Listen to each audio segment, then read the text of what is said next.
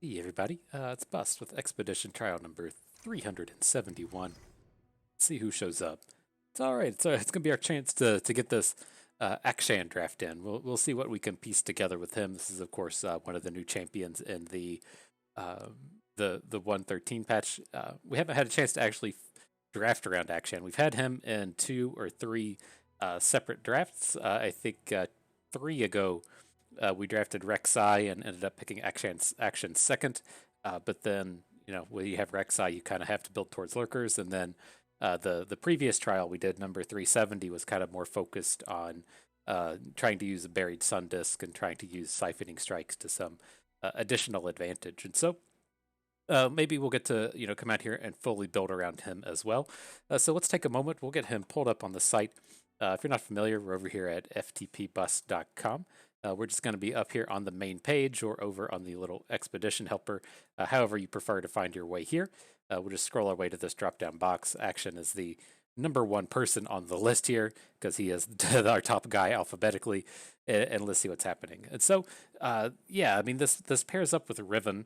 And kind of the idea with this card pool is you're using the reforges out of the Riven card pool to fuel these warlords' palaces and whatever the flipped warlords' palace is called. And so Riven with the reforges is generating those things that you can put on a unit to give it to attack or quick attack or overwhelm, and then the warlords' palaces all reduce and countdown every time that you target one of your units. And so then you can get some additional usages out of things like Siphoning Strike. This technically targets one of your own units, and then these targets as well are what activates the likes of Grappling Hooks, which is Akshan's flip card. And so whenever I take a peek at this pool, like the big things that I take note of with it are that the early game is absolute garbage. It does have the Vagabond in the 3-drop slot, which is extremely top notch, but it doesn't have any of the early game plays in Shurima outside of Ancient Preparations. And so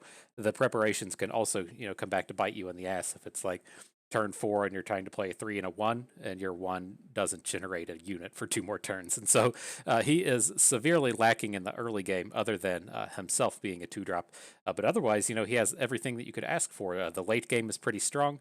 We look at, oh man, there he is. There's Ruin Runner. We look at Ruin Runner as the kind of premier Shurima late game, and so this is our big go-to game closer. But then the Bruiser is also extremely good at this same thing. A 5/5 for 5 mana is an extremely good deal. The strikes to find lucky finds are pretty easy to pull off, and then just giving him quick attack once or giving him Challenger or something is pretty powerful in and of itself. And so, yeah, really powerful things that we can get going here. But again, the early game is pretty weak. And so we'll see what shows up for the remainder of this trial. The thing that I have been kind of harping on here recently is if Riven is the one that pairs up with Akshan. I'm trying to highlight Riven's card pool on Relic Trackers here.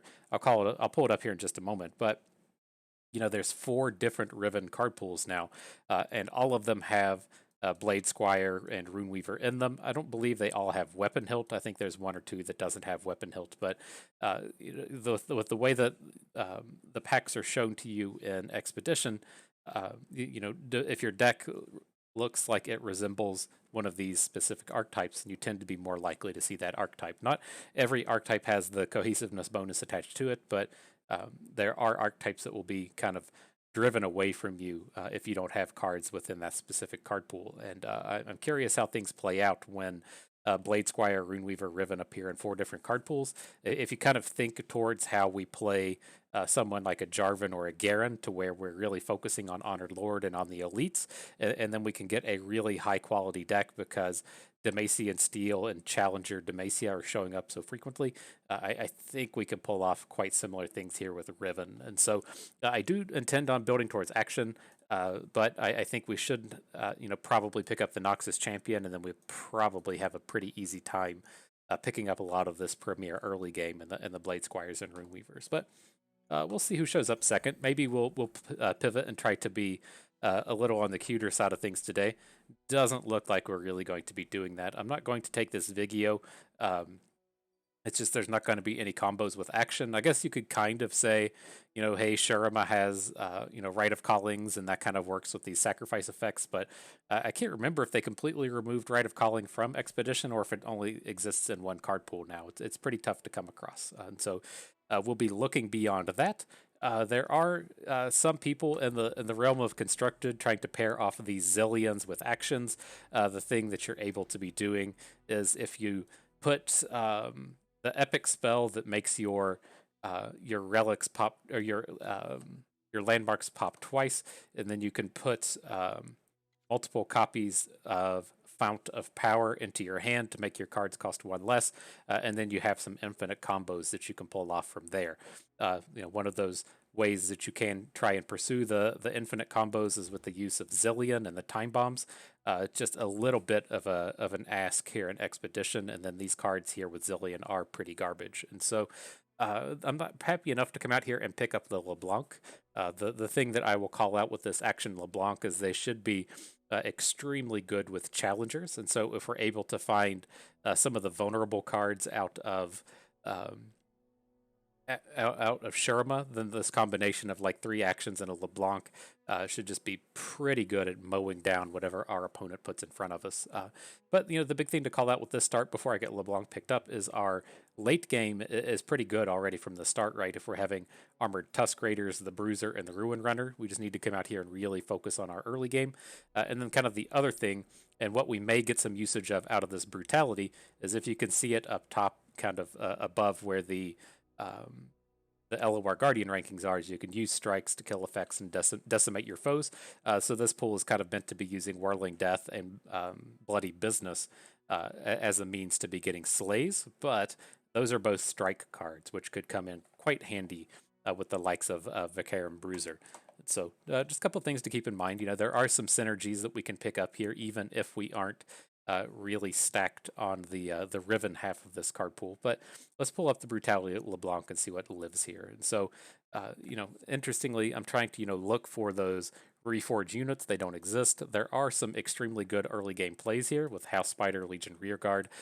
Thorn of the Rose is a decent mid game, and then we're looking at here's the Whirling Death and where's Bloody Business? What's that one called? Is that one not living here? I assume Bloody Business lived in here because it was with the LeBlanc card pool. But maybe that's just over here in Reputation. Yeah, Reputation has it. Looks like Brutality does not. And so at least the Whirling Deaths might be making some kind of appearance. And then this pool also has kind of the premier late game to it, where you've got both Savage Reckoner and Armored Tusk Raider in your rare slot. And so this pool on its own kind of has everything that you could be looking for. I think though we'll really just be out here trying to focus on our early game. But let's see. Let's dive on in, see what we can get picked up and working here. So interesting little set. We're never going to take this Shadow Isles pack. I don't want to jump into 3 factions with these 2 champions. I think we probably just need to go the route of taking the Whirling Death Thrashing Snapper. The only worry I have here is if this tries to push us more towards LeBlanc cards as opposed to the Relic Trackers kind of set, but it's a little early to be kind of making statements like that. If this was like a Ruin Runner or an Exhaust in place of Ruthless Predator, I would snatch this right up, but a Ruthless Predator is a little bit on the weaker side of vulnerable cards as far as I'm looking for. Okay, well, if you're looking to pick up some Blade Squires, this is the place to do it. And this is, kind of exactly what I'm talking about as far as picking up these Blade Squire packages go. They live in the 4 Riven card pools. Scrap Heap is Draven, but that's a 5th card pool that has all of these Reforges in it, and it's just such an ultra-powerful mechanic that's super easy to pick up. And so my ultimate kind of worry as far as Noxus and Expedition goes is, again, like we talk about with J4 and with Garen, and the relative ease of getting high quality elites. I think here the relative ease of getting high quality Reforge units is probably too strong at this point. We'll see. But as far as these cards go, I don't really like weapon hilts, but this is probably the one that we need to be going after. It should be a touch stronger than usual, given that we have at the end of the day, we'll have 4 quick attack champions. I do kind of want to pick up this Arena Battlecaster. Would go well with the go wide strategy, but I think we need to be taking both Reforges here. Okay, okay, not the greatest of sets. I don't really want to be picking up Draven's biggest fans here. I don't think we should have too much trouble getting early game plays, so we can let that and the Guillotine go. The Brutal Hunter, Wrathful Rider are pretty weak on their own, though, so I'm going to pick up the Profiteer Safecracker. Both of these play quite well with the action strategy. The Safecracker kind of distributing stats, the Profiteer giving us lucky finds. Both of those abilities activating our landmarks from the Warlord's Palace, and so quite strong. We didn't have any 4-drops up to this point, so I feel like that was probably a pretty reasonable take. It's kind of easy to get overstacked on 4-drops here, so we will have to be kind of careful with that. Here, these packs on the left are garbage. Again, we're not playing Shadow Isles. I don't want anything to do with the Rock Bears or the Predict themes, or not Predict so much, but the Countdown themes. And here we are getting a Tefarian Glory Seeker. She plays fantastically with the likes of Reforge. You can give her quick attack and very easily take down your opponent's biggest unit. So the spell was kind of weak. I don't really like Sharpened Resolve, but the Tefarian is quite fantastic. Okay, then here I think we can just use this to kind of finish out our late game. I think our late game should be pretty good between having 2 Ruin Runners. This is the second one we're going to take, the Tusk Raider and then the Bruiser. I assume by the end of the trial we'll probably pick up like 1 more expensive bro. But this is a pretty strong take here. I do tend to like the Ruin Runners a little bit more than the Tusk Raiders, but we'll see. Oh my gosh, what's happening here? We getting disconnected, or they're just gonna show us all the shinies on the screen? And okay, so what are we gonna take here? I'm leaning towards this Disciple along with the Transfusion. Out of all of these cards, the best of 2 would either be the Chronomancer or the Treasure Seeker. I think if we had some of the Reputation cards, then we would be more interested in the Treasure Seeker kind of pack. But Waking Sands is just too bad if you don't have either Reputation combos or Shark Chariot combos. So I think we can let that one go.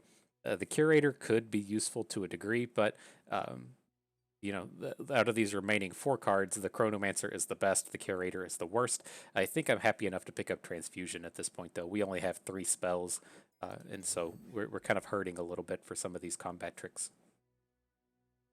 Okay, interesting set. So I'm pretty sure. Let me double check with this thing how this reads. When you target allies, okay, so the Battle Scars theme will work as far as that's concerned. So if we play the Aristocrat to give an ally +2 attack, that will tick up our Warlord's Palace. And so from these, I think I just want to go for the Glory Seeker Tusk Raider, though. I know I'd kind of mentioned our late game is pretty full and we might pick up 1 more. I think I'm okay with this being our 1 more, but we're getting really late in the trial and we don't have quite enough spells. I'd like our spells to be up around like 8 to 10, and so sitting down here at 4 is a little bit low. So I am kind of leaning towards just coming over and either picking up the Whirling Death or picking up the Boomerang Blade as kind of a big 2-for-1 removal spell.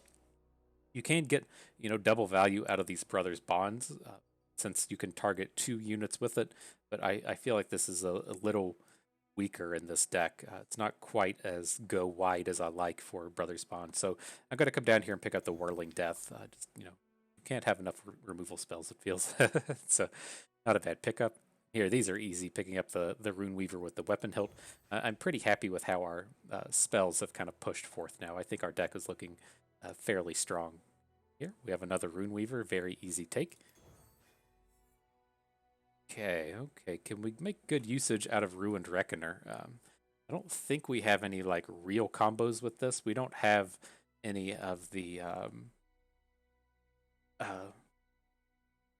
who am I looking for? The Marauders, the Legion Marauder type cards, but I think this is still quite good with the likes of, say, an Armored Tusk Raider. Just getting to attack with these twice is quite strong. And we've got a good combat trick in Shapestone, so I think that's okay. The Hopeful Reckoner feel kind of medium. I feel like we can kind of pick and choose a little bit better than the Reckoner, and then the Reputation cards are pretty bad. So, okay, well, Easy set here, though. We got another Blade Squire with a weapon hilt. Go ahead and snatch that one right up. Okay, okay. This gets us kind of like right on track with where we want to be, picking up the Legion Drummer and the Absolver. Will get us up to 9 spells and then having another high quality 2-drop. That's quite good here. Quite good. So, right. I wish we would had been able to pick up some more vulnerable cards. We picked up 0 actually. So I'm kind of interested in this Ruthless Predator. Also, slightly interested in Whispered Words. We have some of the means to activate Reputation. This is a card that we'd be relatively happy to have 1 copy of. But when is this? You can give the ally Overwhelm. So expensive to be pulling this off, though. Again, I think if this Ruthless Predator was like an Exhaust or like just one of the better, this is just such a weak, vulnerable type card. I think I want to let it go. Do we have enough 2-drops to just get rid of this Aristocrat? Let me double check. Some of these might be spells. Yeah, 1 action. It's pretty much everything, right? Everything except the Absolver Transfusion. So we've got 11. Going down to 10 should be fine. Let's pick up the Whispered Words here. Okay, and so, yeah, interestingly enough, as we go, and I was trying to think of who we'd be able to turn premium as far as if the new cards here were going to land in our deck. We had Show Unowned. Yeah, so we didn't pick up the Treasure Seeker. I was the thing I was thinking as we moved over to this point was that the what's this new unit called? The Vagabond hasn't shown up during this draft. We saw 0 copies of this thing. It can be a fairly important unit to be picking up, and we didn't see any. But we gotta find something else to come in and level up, though. We could do the Absolver. We could do Transfusion. Is there any? I tend to lean towards the slow spells instead of the fast spells, since they get to put their little symbol on the board. But looks like that's not going to be happening here. But the Absolver does come down and create a card, and so the created cards kind of give us a double value out of these premiums. This feels like a pretty reasonable card to be turning premium. So okay, so yeah, ready to go. So the way I kind of look at this is like our curve turned out good, our late game turned out good. We got decent removal, we got decent combat tricks. Really, just looking to pick up some like vulnerables. Still, that would be pretty nice to pick up some vulnerable effects. We don't have particularly strong interaction, and then that's really it. Other than that, just kind of upgrading cards slightly if we can. But yeah, the Legion Drummer, along with our champions having quick attack, and then looking for either more challengers or ways to give vulnerable / challengers, what we're kind of looking for as well. Okay. Be a little unfortunate if we don't have any plays next turn, but I think we're good to just go ahead and start slamming units in here.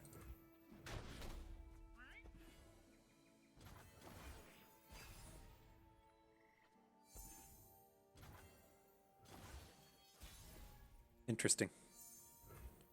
This is awkward. So we are kind of stuck just going ahead and getting the Reckoner down. We have to be adding units to the board. But realistically, we might be able to get an attack in and then Whirling Death something and then get the second attack in with this thing. So all is not lost here. We could potentially look to make a transfusion play, but might be a little bit harder to pull off.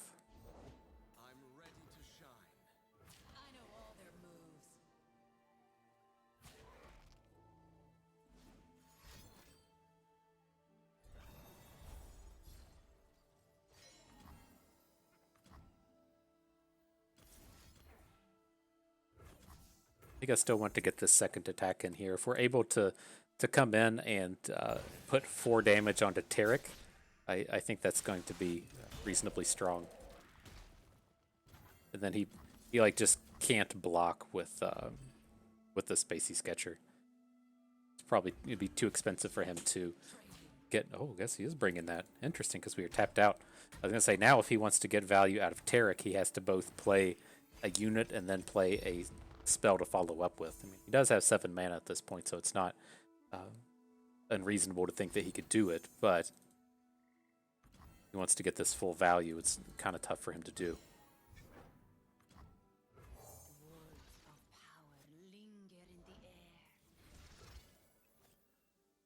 Okay.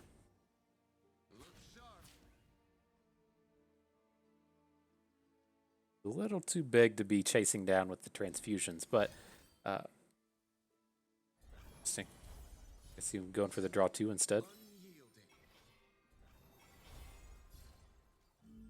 Okay. Still get the trade here. And we have the +2 attack. Do we ever want to actually add the Ancient Preparations, or do we just want to have 3 mana next turn? Tarek will fall back down to 4 health. So it makes these Ruin Runners a little bit weaker. I think we can prepare here. Then realistically, we'd just be playing the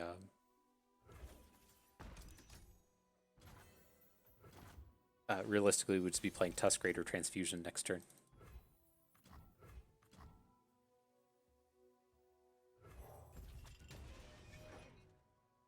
Gonna have to wait a turn action.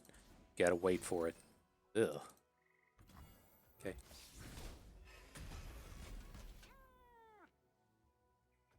Right, well, not a lot we can do about that. His health is way too high to just be slamming stuff into this board. Start having a problem with this Tarek.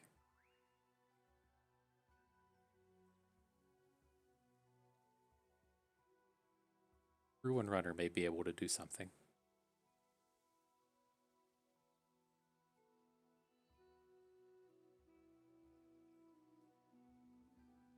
Again, he's in this spot. We talk about this a lot when you're playing Tarek.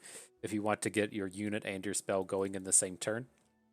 So say he wants to play Blessing of Tarek this turn, then he has to play only a 1/2 or a 3-drop. So dropping the 5 here really limits the amount of spells that he can drop.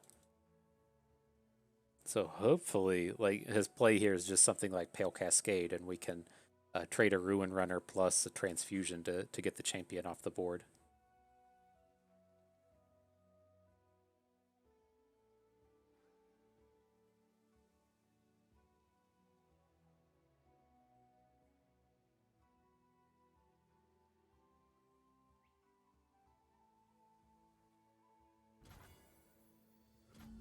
Interesting.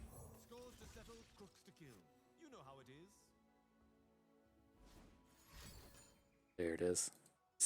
We still play Transfusion here. This is okay. He does get to draw a ton of cards. Like, we're starting to fall quite a bit behind, but he's not invulnerable though, right? Oh no, we picked up the +1 health from the flip though. Okay.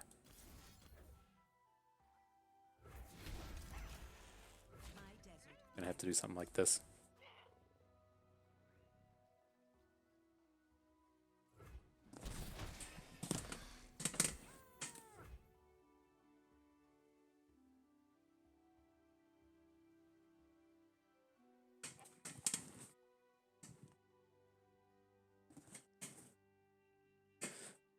Okay. Just too far behind here. I think we just have to start slamming everything in. Like, we were a little bit too far behind that on the previous turn. Now I think we just kind of like have to do it.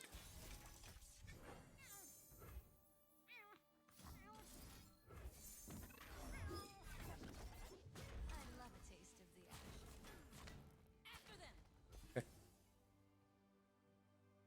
gonna be tough for us to get a good sharpened resolve, but I think this is probably the best way to make hopes and dreams about it. And we've got, if he just puts Tarek in front of Ruined Reckoner, we can lethal here though, right? We've got 10, 14. Oh, we're a little short. If he puts it in front of Akshan, we can. Oh, he just took it because it wasn't lethal yet. Makes sense.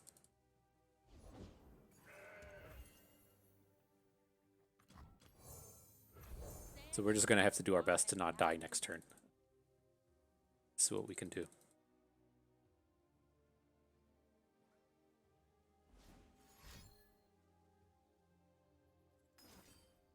Ugh. Okay. Alright, well, I mean, Tarek's the only scary piece here, though, now.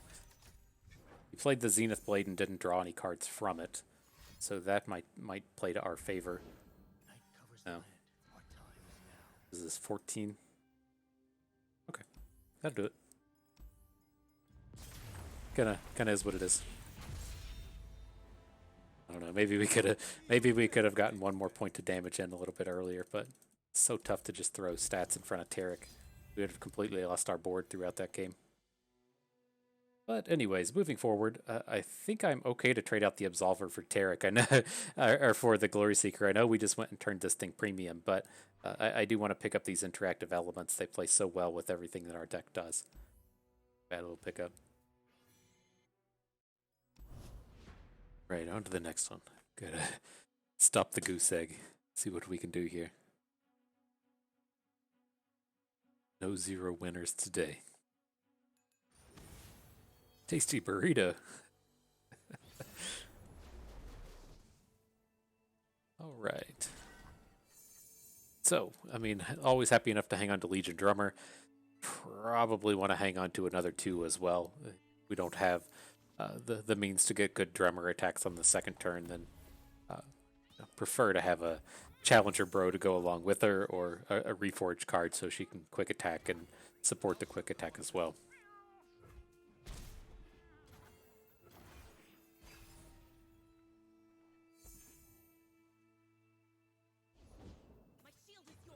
Sure. Pass and see what happens.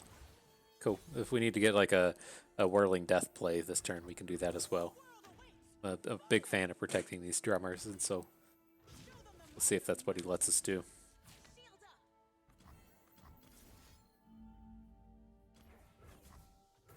Okay.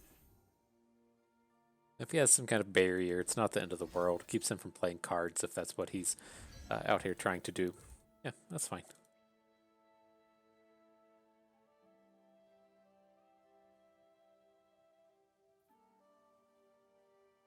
See, this is why we get the premium fast spells. You get to see the little premium circle out here, right? If you get premium transfusions, no one gets to enjoy it. But with cards like Whirling Death, to make that magic happen.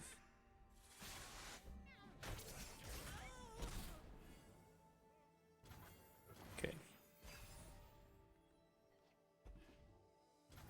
Day late and $1 short, Trifarian Glory Seeker. But it's okay. I mean, if he's not going to play units here and then we get a big attack with the Glory Seeker, that's fine. If he was just stalling until he can make a vulnerable attack, then whatever. It's huge. Get that big non-bomb in here. Gust of Palm or something? That's completely fine as well. Sure. Alright, so that'll happen. I am going to go ahead and Whispered Words, just so we get to spend some of this mana.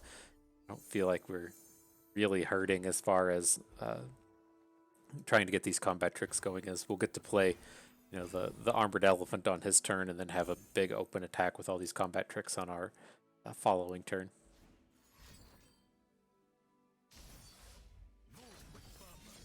Jarvan. Huh. Well, not a lot we can do about the Jarvan half of this, but I think I'm okay to transfusion over here on the left. Not transfusion, sharpened resolve.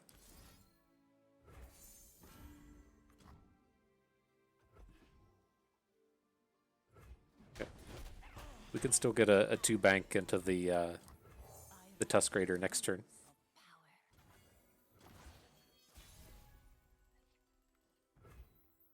Play Akshan here. It's pretty good here. We just have an actual ton of cards in our hand. I think this is fine.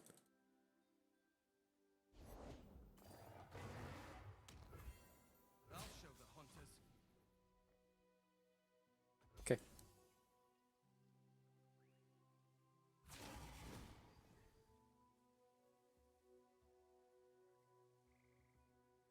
Who dares defy my will?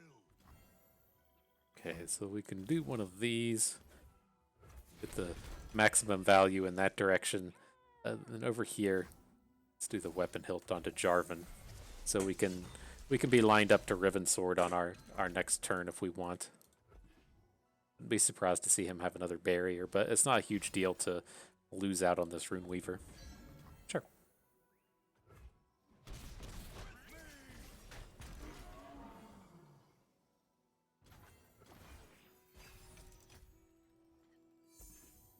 There we go. There's the big Overwhelm Bros to just close this one down. So we're able to do something like play Tusk Raider this turn, play the Ruin Runner next turn, then try and do some kind of oh, the big boy. We're gonna lose our Akshan, aren't we? I think that's okay.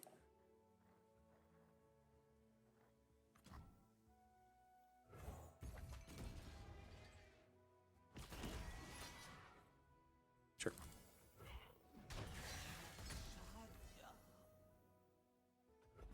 But I mean, we can just do so much next turn though. Between we can Ruin Runner, we can now LeBlanc, we can play Quick Attack and Overwhelm onto these other things. I think this is all fine. We're not running out of mana anytime soon here. Why spoil the surprise?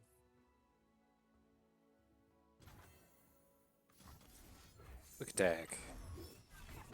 Then I'm thinking I just want to give +1 attack to everything with the card that comes out of the Warlord's Palace.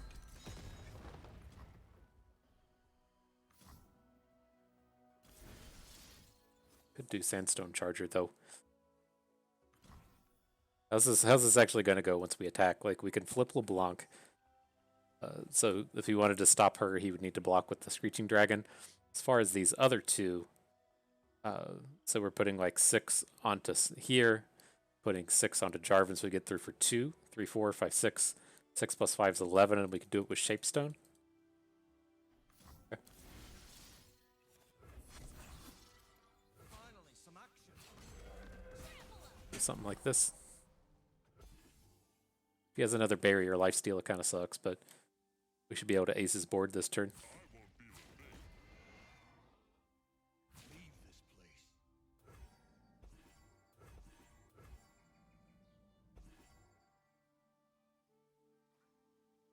Be cool to know if he was gonna bury your lifesteal before we put down this Shaped Stone, though. We'll see.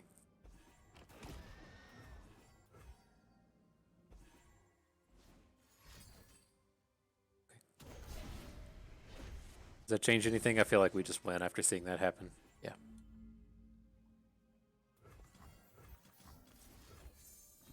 GG.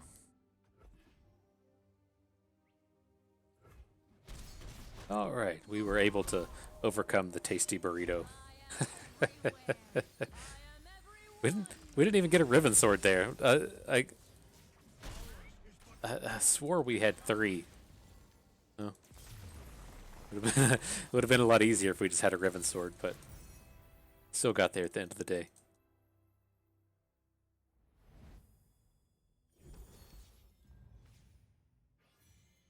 Okay, continuing on with the Akshans, and then cool. Picked up the Vagabond high quality 3-drop. I figured we'd end up just randomly getting more of these bruisers. I don't like really want too much more top end here, but I think this is okay. Definitely taking all the actions though. Then I think it should like kind of ease up a little bit as we're able to get the landmark going. As it stood in that game, or the round 0, we had just the single champion to do it, but now we have the 2 champions and the Vagabond to get those get the landmark going. So hopefully that'll help out as well. All right, so do this. Do you want to hang on to like one combat trick? This is the cheap one as well that works quite well with action, and so yeah, not a bad curve now. Such a good champion. It's like Talia. I know you're out here doing landmark stuff, Talia, but this guy's doing it just a little bit better. Honolulu. Okay. So I'm kind of intending on not playing anything on the first turn. We do have a choice in the matter now that we picked up the Thrasher. We didn't have the choice until now. I don't feel like we need to get this guy down. It seems like the Shaped Stone mana is probably going to be a little bit more important than this random 2/1 that would potentially just get shut down. So. Oh. Getting it going right from the start.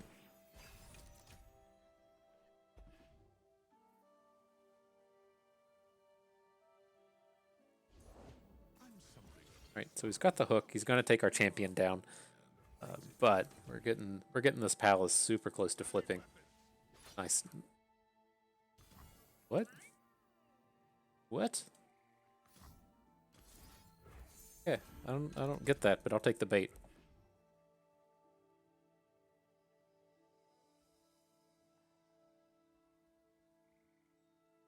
Why would he not hook our champion? That's so strange to me.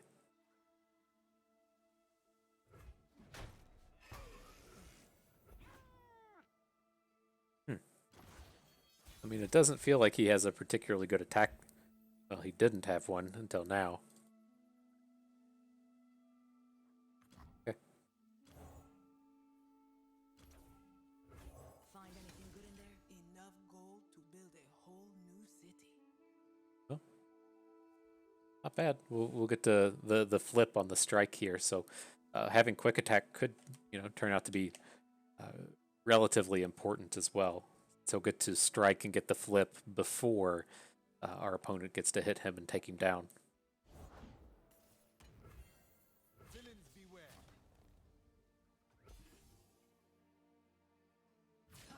Got that sharp sight. Seemed like he might have had a combat trick on the previous turn, but didn't want to play it.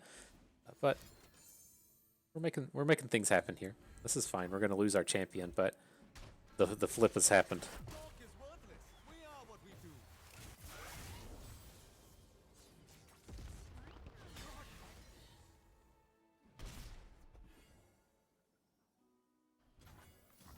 Okay, then we'll just be predicting drawing.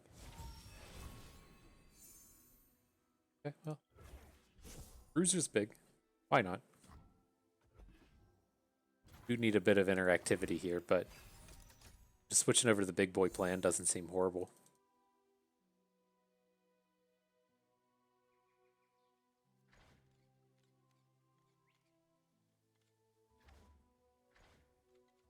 Suffer my fury. Okay. Thinking to myself which of these abilities we'd like to use. I would think we'd end up just using the Absolver's Resurrection here, but let's see. No combos with the Font of Power.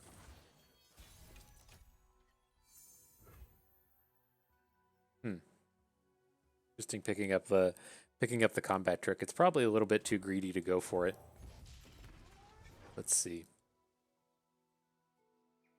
He has like so many good plays with the Shyvana if he has like a single combat or something in his hand. But I think at this stage, like, he's going to add something to the board. If he wasn't going to add to the board here, we would want to just hit with everything, but let's see. Homecoming. Okay. We care about her flipping. Like, we have some time. Or do we just want to, like, punch in? I would assume if we attack with everything, he either has the combat trick for the Bruiser, but it doesn't get a takedown. I guess, like, the ultimate... Well, it wouldn't even be that bad if he has, like, say, a single combat for the Vagabond and then trades with our 5/5. I think this is going to end with him having, like, a flipped Shyvana, but there's just so many cards that, like, aren't that bad. Whimsy's fine. Nothing we can do about that. But now we've got him to 7, and, depending on how clever he gets next turn, we do have the opportunity just to get, like, super wide onto the Shyvana. Assume like that, we're gonna lose one unit because she's going to do the single combat thing. She generates these strafing strikes whenever she attacks, but we have like all these cheapos that we can just put on the board.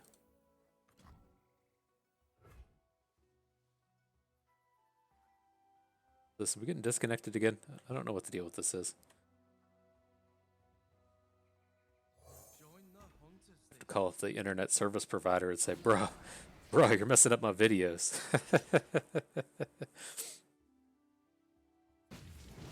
So she goes up to 8/8. We could technically double weapon hilt here as well.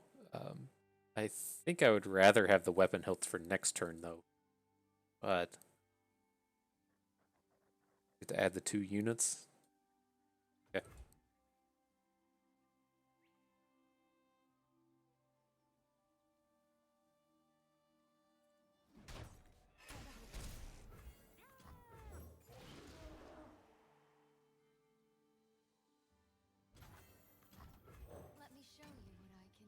I'll go ahead and play the Ancient Preparations as well. Maybe we predict into a combat trick. Okay. Sharpened Resolve does more than the other one. Does more damage than Transfusion.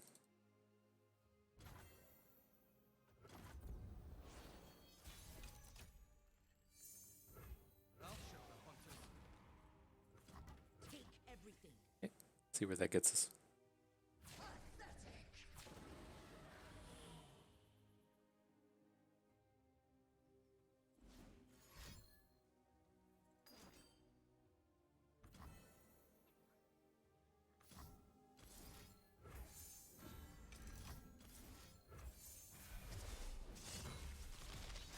All right, my duder. How much more you got here?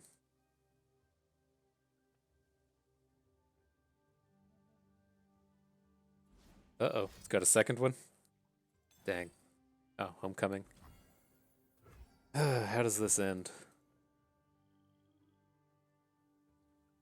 You can at least take down his Shyvana with the second weapon hilt.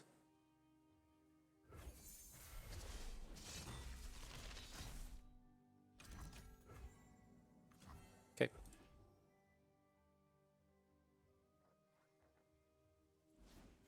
Oh my gosh. All the tricks. I guess we had all the tricks too, but... F.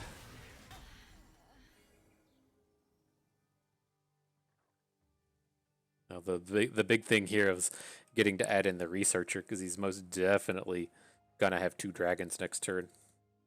Damn, probably just lost at that point. I stand by what we did there. I think that was the way to go for it. You can't count on your opponent to have 3 cards. So potentially can get wider than him, though. We can draw 2, or we can get a big boy with the Resurrection. Kind of leaning towards just drawing 2, but what would this be, like 5 and 4? We could get the 2 big boys down. If we make them cheaper, then maybe have something for next turn. What do we return with this? Grant all enemies vulnerable and create in hand a 0-cost copy, the strongest bro. Out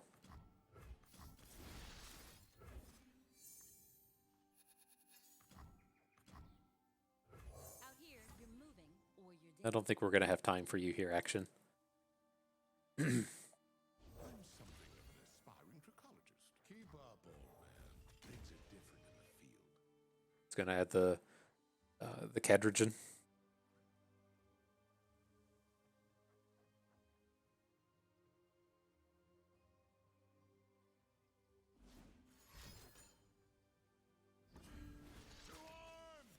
Okay.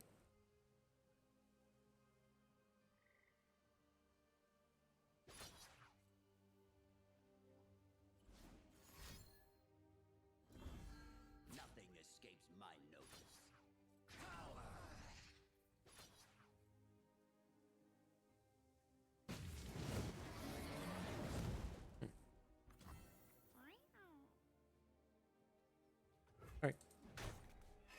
Why didn't he do anything with our Tusk Raider? Is he just going to try and hit it after combat with a single combat? The Strafing Strike? Seems kind of ambitious.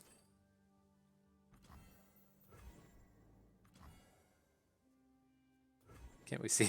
Why can't we see what this thing's doing? Is it going the Shyvana onto our Blade Squire? Okay.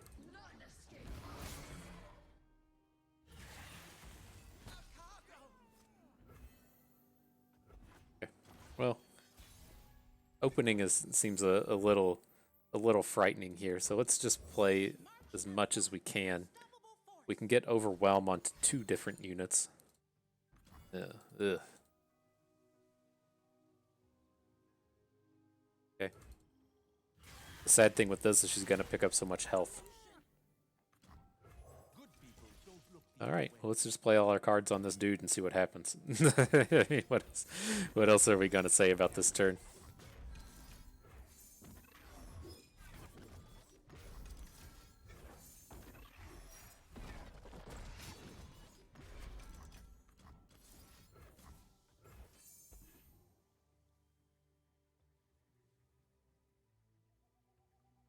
gonna be like, here's my another single combat.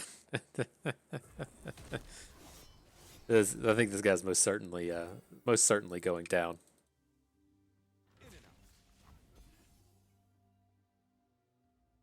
Maybe we should have played this first just to see if we hit the +2 attack, but eh. Yeah. Whatevs.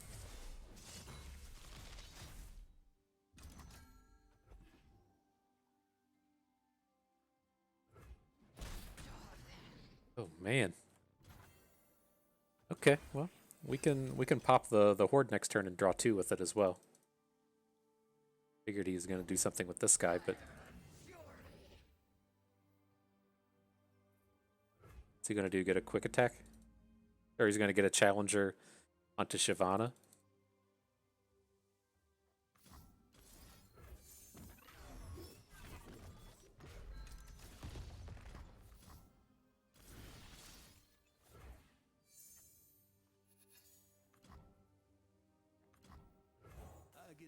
Okay, let's see what we can do with this thing. We can at least get some like strikes and lucky finds going. The big downside here is our units are just smaller than what he's doing, and so he's got the 6/7 Shyvana and the 6/6 Dragon, and our units are just too small to get a takedown on either of them. Played the wrong one, boss.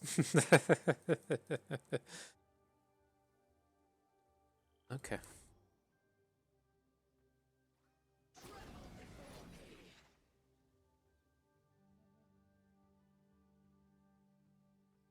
Do we want to pick up double lucky find? I think this might be the way to go about it. Well, it's like, where can we get overwhelmed, right? That's going to be the big thing, is if we're able to put overwhelm onto something, but we're just not going to be able to do this when he follows up the single combat onto our Glory Seeker. Well, not if Shyvana's going to be... Is Shyvana going to be dead? Right. Oh, he can just play the card now, though, right? He can play it in the middle of combat. We're just going to be dead.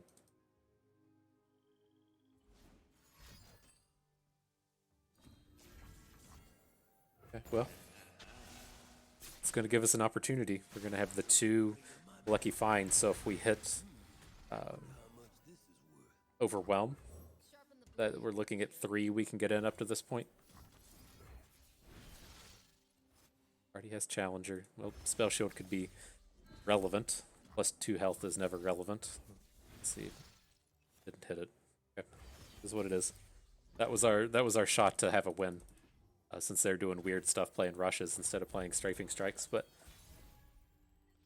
okay. Damn.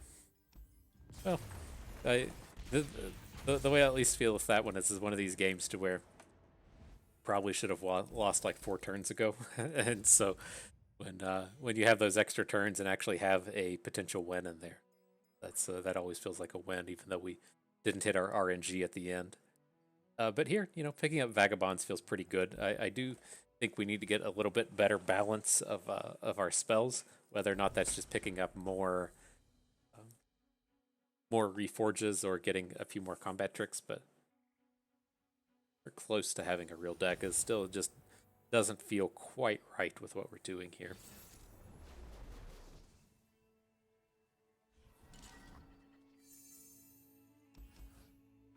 That should do it. Really like starting out with weapon hilts. This is these spots where like so nice if we had exhausts. I mean, maybe we should have hung on to those Ruthless Predators, but anywho. Probably just run him out, right? Very tough for them to have a relevant combat trick here. I don't need rules to know good from bad. Right, you can have the neg2 attack one from Sharma, but it's tough for them to have a win on this attack. How bad is this if he misses his lurk?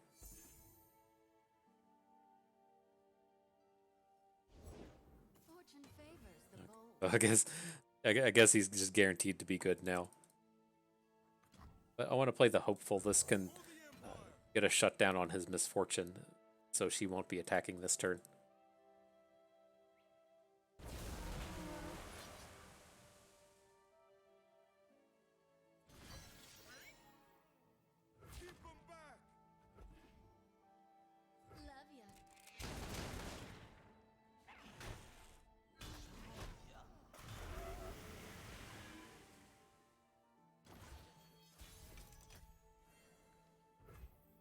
Beautiful draw. Beautiful draw. Quick attack? No. Oh, it'd be so sick if we'd hit the quick attack there. And he missed his lurk again. Sharpen the blade, secure the kill. Glory, face me. We just have to take her down, right? We do have the free hook onto the Snapjaw Swarm, but that doesn't seem quite good. I think we should just be pretty set for this game now. He's missed so many lurks. Now that we're adding big boys into these 0 attack units, I think we're going to have a bit of trouble recovering.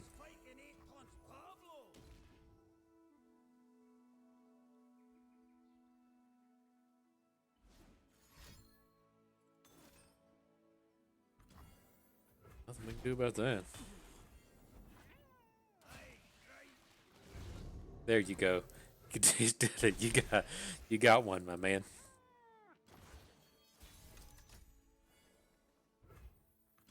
Okay.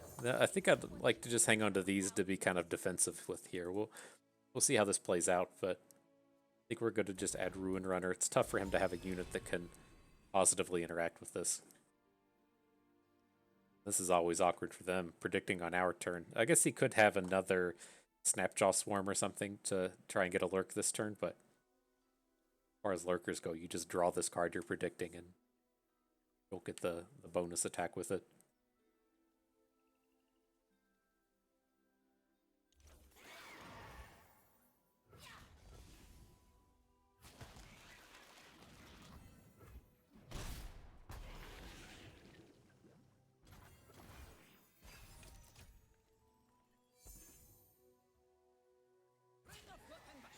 Need some challengers. Dang. Okay. We march as one, an unstoppable force. And, I mean, oh, we're going to have the mana to just play 2/4/4s next turn. So, I think this will be reasonable just to add the Disciple now.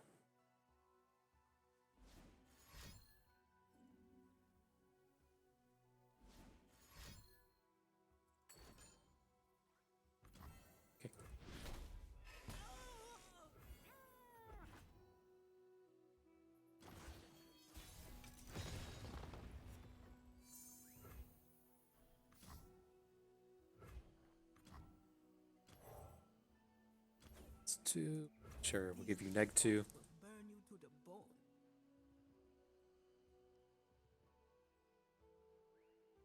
I think I'm intending on just playing Sandstone Charger with this. You have something overwhelm this turn as well, but okay. That's fine.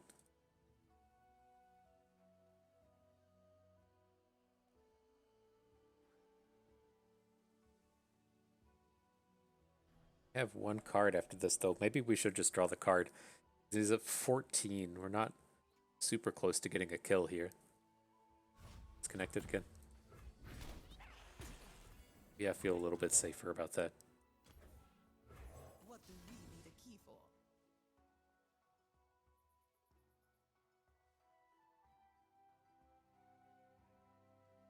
I think I do want to most definitely overwhelm the Disciple here. He has to start blocking, and his blocks are atrocious.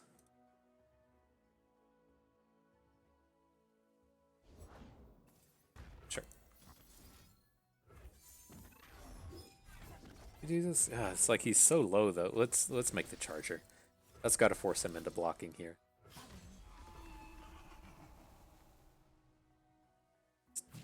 The actual like worst blocks possible, and so okay, that's fine.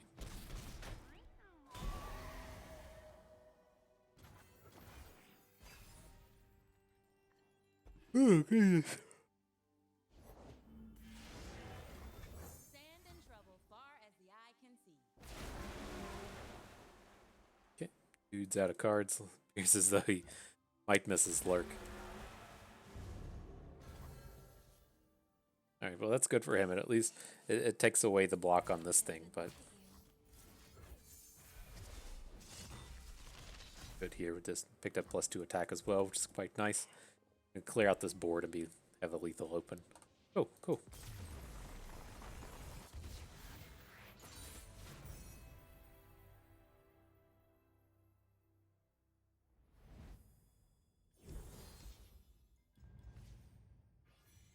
Righty. So how are we going to upgrade here?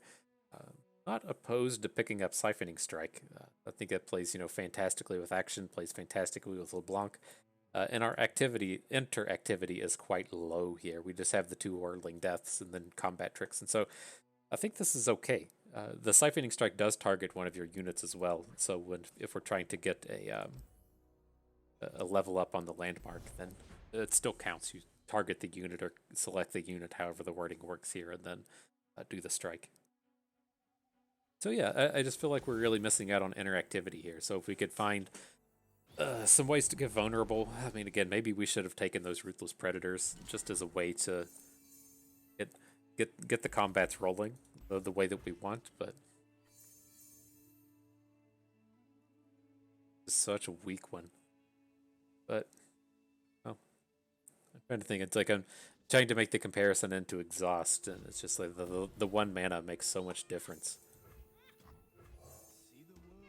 I'm not going to play towards the Sharpened Resolve. I think the LeBlanc and the Vagabonds will be too good here. I was getting those deep thoughts in. Almost skipped over our attack again. There we go. That's the stuff. I need just a moment. Okay, so I think we just open here. And we can switch over to just playing Vagabonds and trying to get LeBlanc going next turn.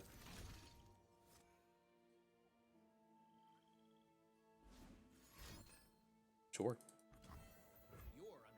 Wonder how awkward his draw has to be for him to want to do that now. Right? That doesn't seem very appealing right now.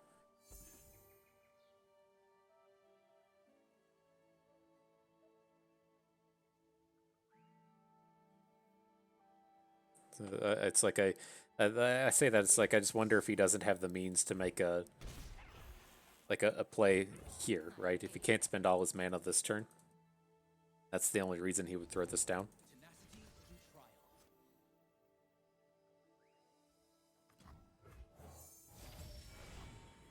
Patrick, combat trick, anyone?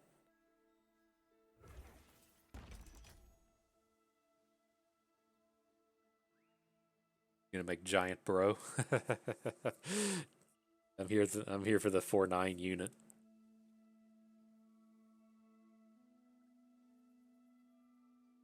And that is somewhat problematic. Where to go? Put it on. Oh, he's only a 4/8. No, that's not scary. I'll cut them apart. For glory. Want to do this, this, and this. Okay.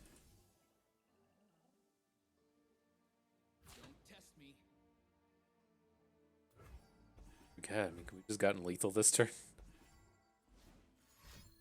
What's he doing? If he has like a homecoming or something, that can be awkward. But I was like, I wanted to like stop and recount to see if what happened if we like sharpened, resolved our Blade Squire. Okay. Give you the protection you need. I think it's okay to not go for lethals there, though. These decks tend to have a ton of ways to, whether or not it's just like homecoming or barrier lifesteal, just loads of ways to make that play not work. I don't think that's a good spot to just be going all in.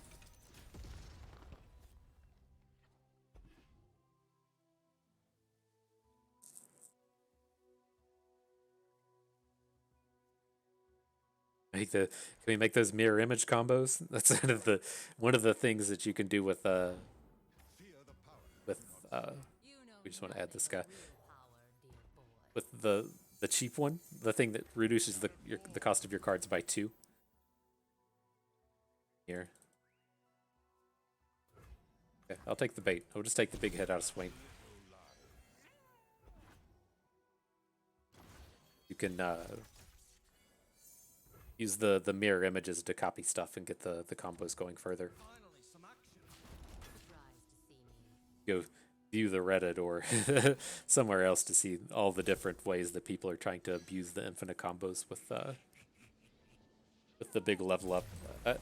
It sounds, I mean, I can't quite determine if they're actually good. I haven't spent much time watching people try to do the infinite combos and such, but it sounds like it takes a lot of work. So as far as like tournaments go, that's something you always have to kind of respect and be wary of. But as far as just a ladder deck, it doesn't seem like something that's that strong as much as it's just, you got a lot of griefers out there that just want to sit around and play cards over and over again. So time will tell.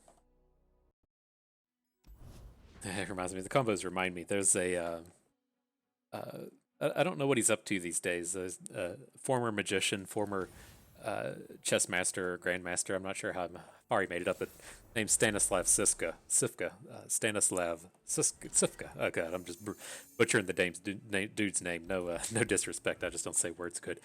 But he won a Magic Pro Tour with the Eggs combo deck, which was there were all of the one-cost artifacts you could sacrifice off for some kind of effect, and then draw a card. Then there was the cards to put them back into play and ways to sacrifice things to generate mana. So when you would bring all those artifacts back, you'd have additional mana, and you draw a ton of cards. Do the same thing again. It was quite the combo to actually assemble and piece together. But when something comes out and wins the Pro Tour, it's quite clear that it's extremely good. And then it was kind of one of those decks though, to where as far as your level of skill and your level of ability to pilot something like that, you were probably not a chess grandmaster in your time. Just like that dude is just on like such a next level as far as skill and capabilities of piloting that deck, that no, not anyone in the real world was really able to pilot that thing to the same level of success. But people sure as hell tried, and they sure as hell spent like 15 and 20 minutes at a time trying to run out that combo.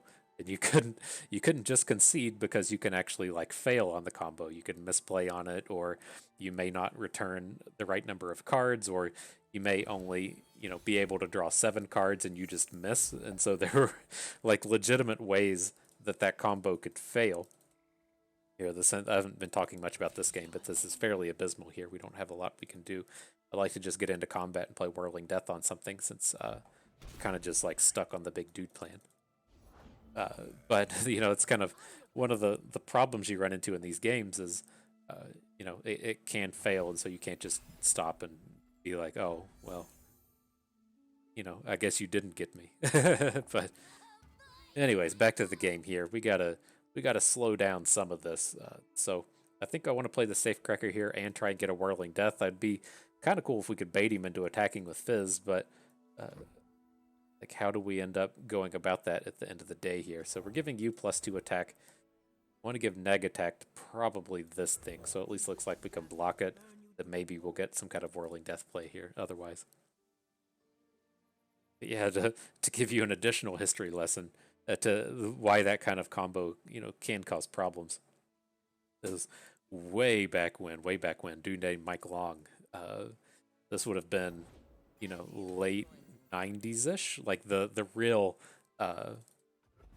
like infancy of the Magic Pro Tour. Dude was purportedly one of the greatest cheats of all time, but also he has like one of the most like historic plays ever, as to where he was playing. It was called the Cadaverous Bloom combo. Here we have to Whirling Death this Fizz. If this fails, it's so bad, but we can't just be letting him get free plays. I mean, do we actually just want to like Whirling Death Young Witch and assume our thing is dead?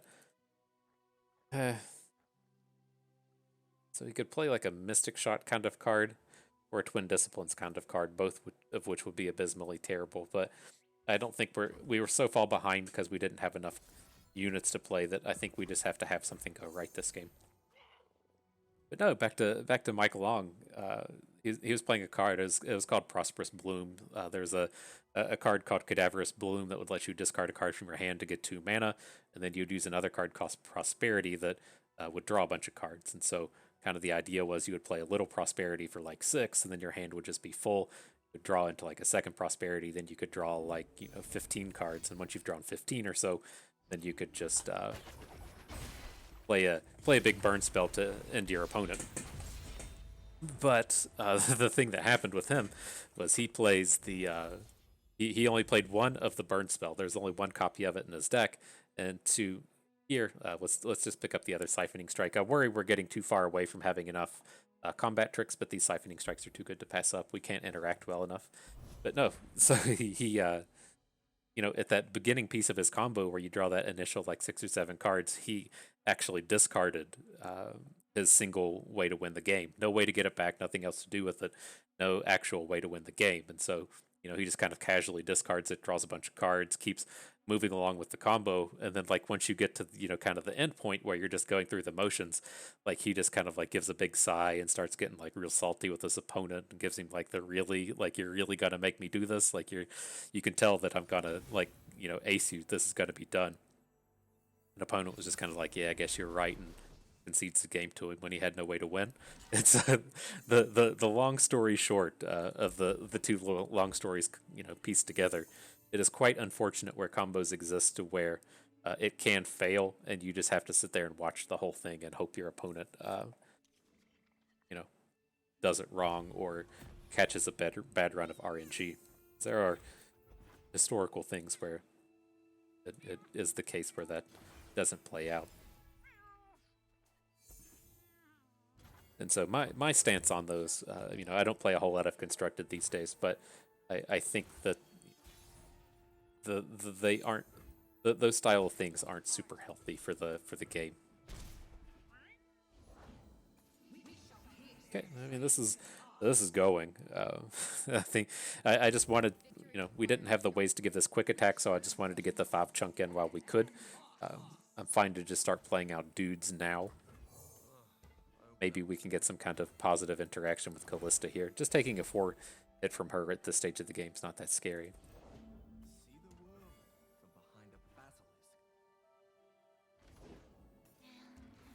Okay.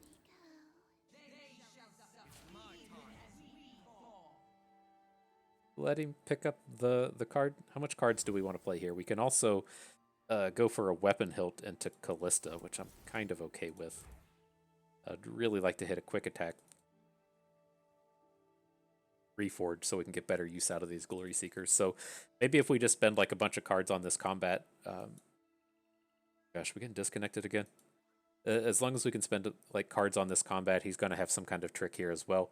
But at the end of the day, oh, get in there, get in there. No, where's my weapon hilt? Okay, I was just trying to figure out where we stood on these things. There we go. But we also have the Whirling Death here as well, so maybe if he wants to say like Vile Feast, we can still get a takedown.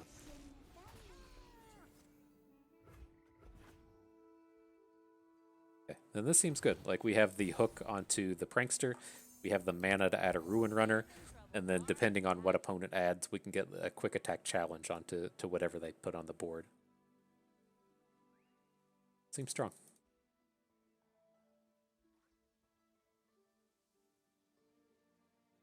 We just don't want this Blade Squire interacting with our 5/1s. We can do a little bit better than that. What? It's gonna like bloody business me? Oh, I just want. Whoops. Whoops. I mean, he can take down our Ruin Runner now with the attack in, but I think that's fine. Can shaped stone through it, I guess. That's the way to take this thing down. Did we have just what do we got? I didn't stop to consider the mathematics here. This is just a +1. That's where we need to stop. Okay, that's fine.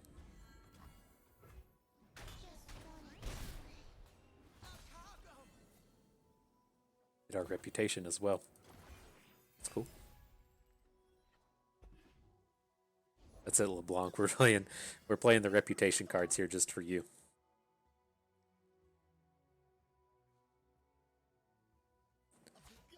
But we can Riven Sword, right? Next turn if we want. I think that's okay. Let's actually bank up to the full mana here and not play the Whispered Words. What?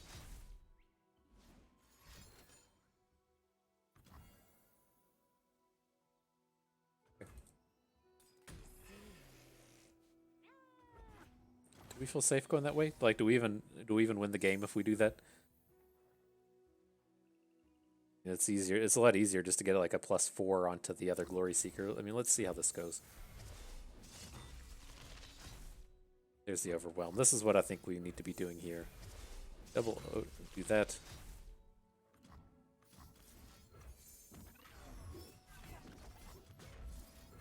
Okay, I was gonna say the way his draw piece together doesn't seem like he's going to interact well with this. But I was trying to get it to where we had the 9 damage hit from the unblocked one, but then we're getting pretty close to lethal with the second one. I didn't think we were going to get lethal with the second one, but I wanted to be able to get as much damage overwhelmed on that single unit as we could, so that we could draw like 2 cards with Whispered Words and then try to be close to a lethal on the following turn.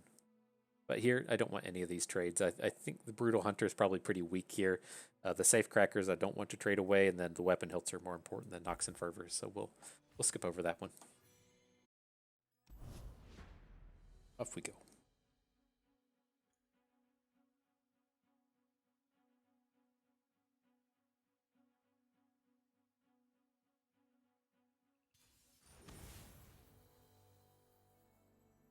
Decks like this worry me.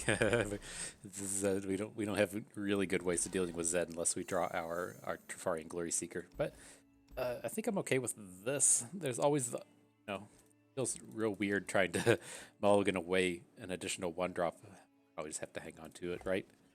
We will play it on the 3rd turn.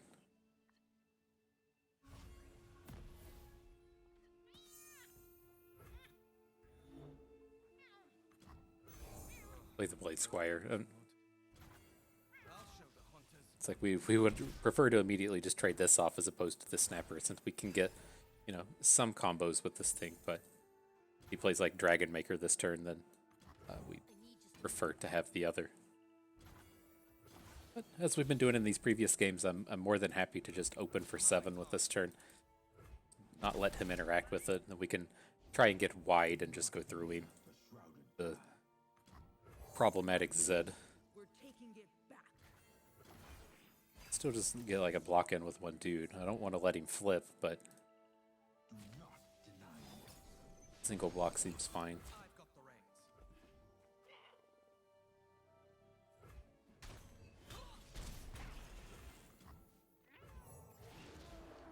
It's like you gotta stop. Can we lethal here? Do we got it? 3/5. If we overwhelm the Glory Seeker, be like 7. 9 to 11. If we hit the +2 attack, we could lethal. But yeah, he's playing dudes. Interesting he takes this path though. I would suspect he would want to go about, assuming his Zed's going to die next turn. I guess this is a 3/4 and has good blocks here, but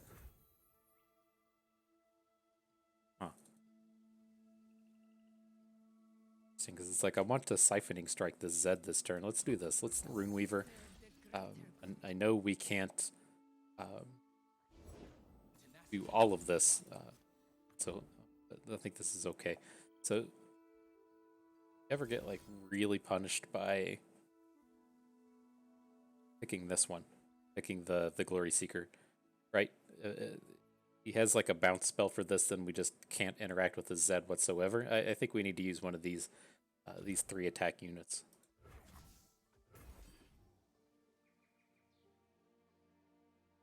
I think all of the cards that would make this go wrong as far as like combat tricks go, then we could just kind of like follow up. It's just, if he plays a spell, I don't care, right?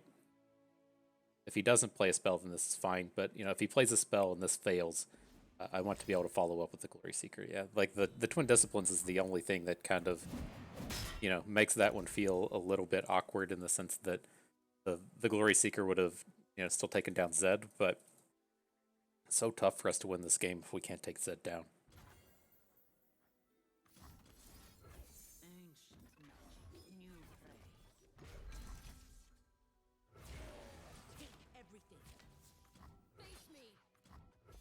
Right. It's gonna be like barrier.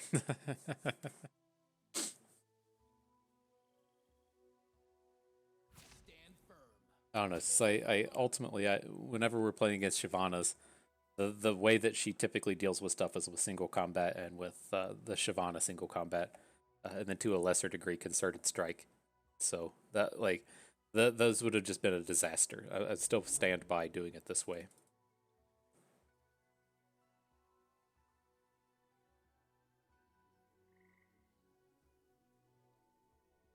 Then kind of at the end of the day, Shadow Shift short. If we're able to keep him from adding units to the board, so he's just playing spells, that's quite good for us as well. Just a nice way to try and get this closed out. Without a sound. I get the guards, Bob gets the goods. Now you do have decisions here. You're hoping just to blank the Zed when you add your 5/5 to the board, but there's a good chance that's not going to happen. I was going to say, if he attacks, I'm just going to let all the damage come through. This is fairly abysmal, having this Resonating Strike Zed come through and take down our Bruiser. Need to get his blocker off the board. Don't care about his Zed flipping. Like we're either going to like win the game on this attack. Oh, he Shadow Shifted, so it's not going to happen that way. Okay, that's fine, but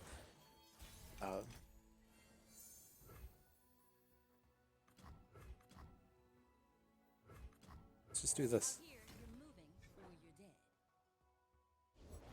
Confine and contain. Oh, I'll cut them apart. oh, hang on. We need to start with this. Now we'll pick up the +2 attack one. This up to 10.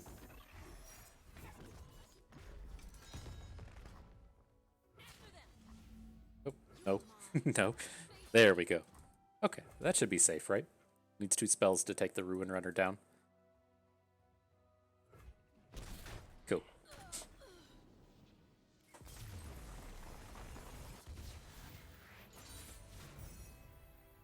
Okay, we'll get ourselves in that pre-final battle now. I think win number 5, right?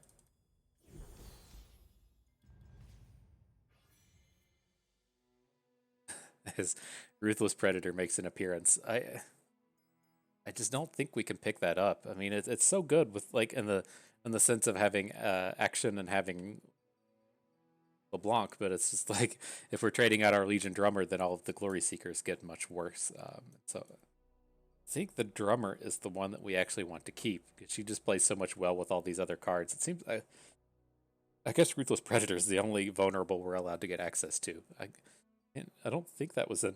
Excuse me. I don't think that was in the action card pool, but this is definitely the only vulnerable we've seen this whole trial. But I think I'm okay to hang on to the drummer.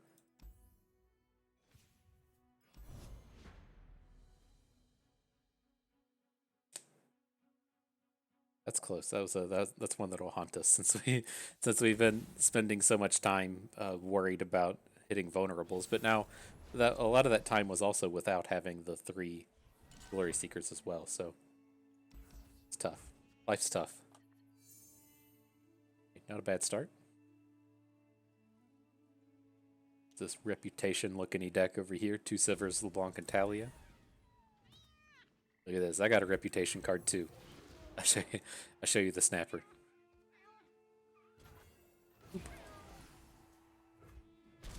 Alright, then this is, much different than those previous games where we start with the 1-drop and then have a 5 attack 2. If we're dropping Akshan here, then I don't particularly care about opening. This is fine.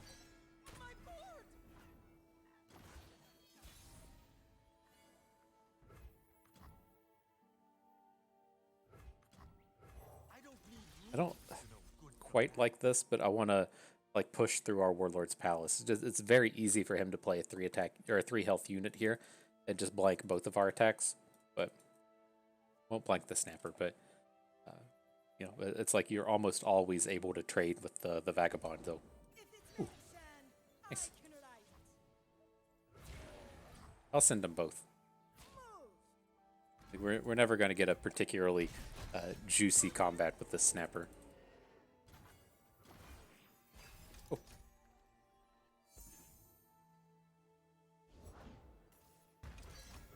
You like it?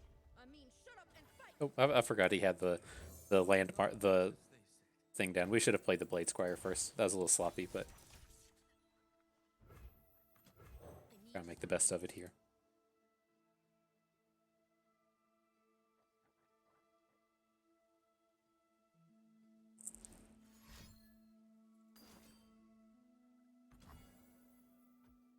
Okay.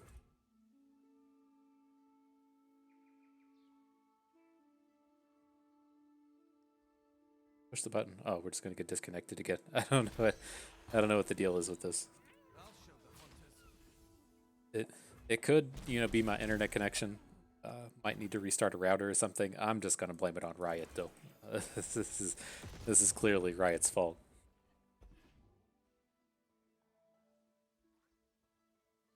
All right. Well, you're about to flip, my duder.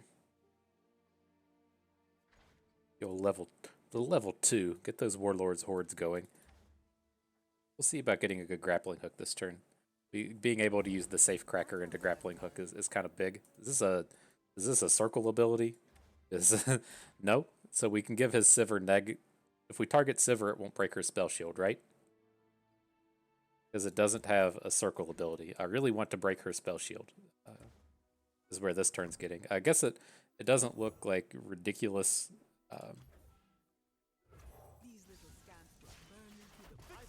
I thought I was right about that. Okay. So she can still get a quick attack challenge onto Vagabond, but we've made a good setup for the Blade Squire if he wants to attack with the Rock Bear into it. Business as usual. There you go.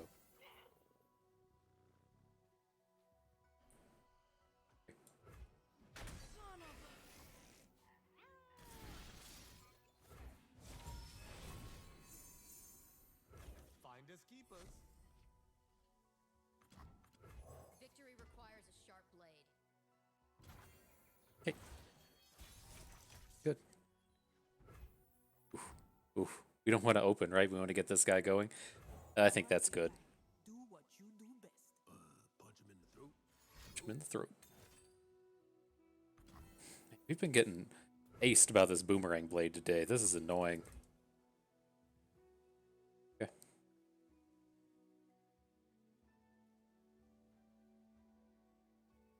Come on, internet.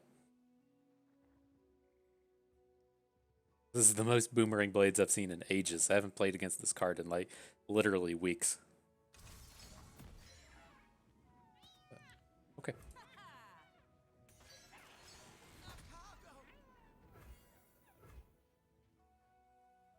Oh my gosh. Come on, interwebs.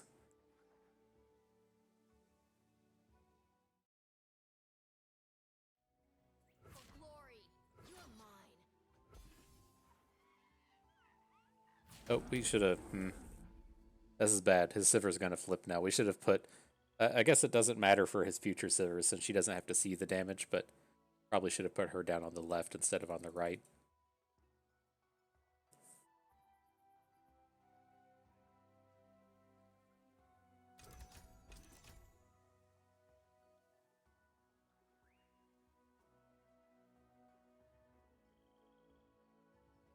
Oh, we're just losing the old internets again. Surrender. Just say, oh, please don't kill me, Akshan.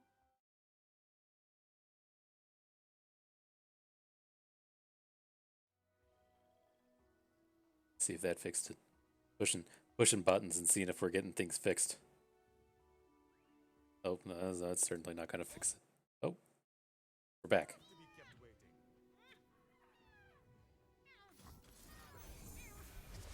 Okay, he played something. What was his something there? Boomerang blade. Why is our? There's the scrying sands. It just didn't show up on the little action bar.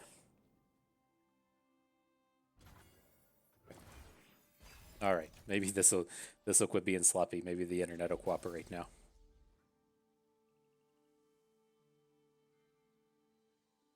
Good chance we can just ace a large portion of his team this turn between the two grappling hooks. Nice if we still had the Lucky Find Strike dude on the board, but that's what it is. We haven't played +2 attack yet, right? We're Oh my god, we're just limited on our.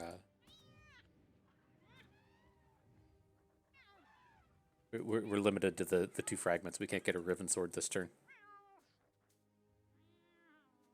Still actually here in the game. Is this happening? Or have we just been disconnected and I can't tell?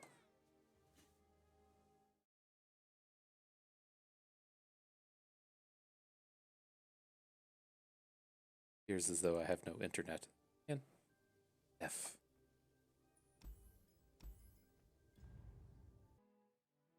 All right, well, that was unfortunate.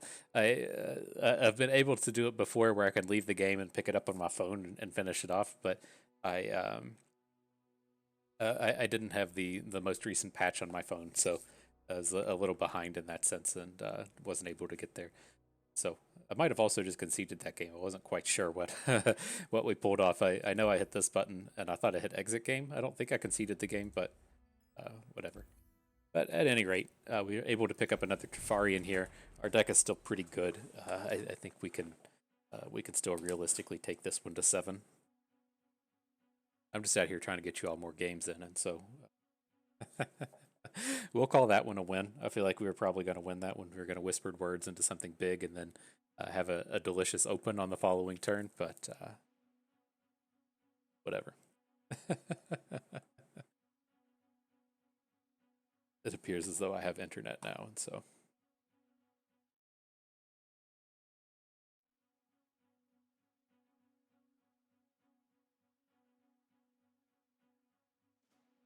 The matchmaking failed. Come on, game. Oh my gosh, get out of here, LOR Guardian thing.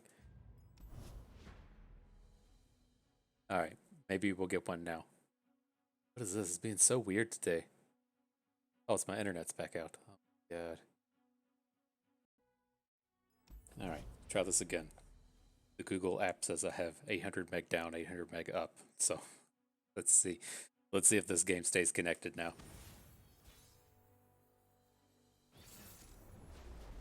I can't talk too much trash about Google. I've had Google Fiber for 3-ish years now, and as far as downtime goes, it's been under 24 hours. And so, having had to deal with the likes of Comcast in the past, it has been quite wonderful and welcome to have the addition of Google Fiber. Probably wasn't their issue, I think. I've got this weird setup because it's like, well, what's the point in having fiber and then running it over Wi-Fi? And so I run hardwires to my personal little nerd setup. So it's probably something along that. Google doesn't have any engineers as fine as myself, though. So, anyways, back to the action here against this Callista Azir. I think we're fine to just start with Akshan, and then we can play Glory Seekers next turn. Can be a little dangerous against these Sharma decks, dropping your champion and then trying to get into combat, but you know they can kind of just get you. But probably worth the risk. Definitely want to get 2 units down this turn.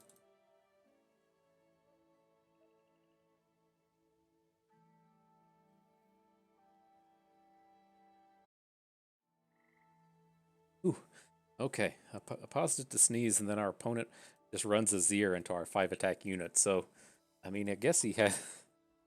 I guess that means he has a combat trick. I mean, it is what it is. I'll trade my 2-cost unit for his combat trick. If it's, I mean, the unfortunate thing with that is it's got to be like a shaped stone. Oh my god, I'm gonna blame this on Riot now. But I mean, this does get big chunks of damage onto his Azir at least. Ooh, what? Oof. And I guess that happens sometimes. Wow. Wow. Much more you can say but that. Way to take her down. I mean, she's not like a really scary unit this turn anyways. I would like to deal with this next turn, but we can't Glory Seeker down. I guess we could give Akshan +2 attack and then Grappling Hook into Callista as a potential play. It probably is, eh?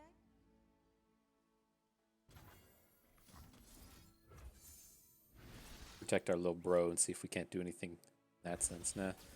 Let's give him some stats. Okay.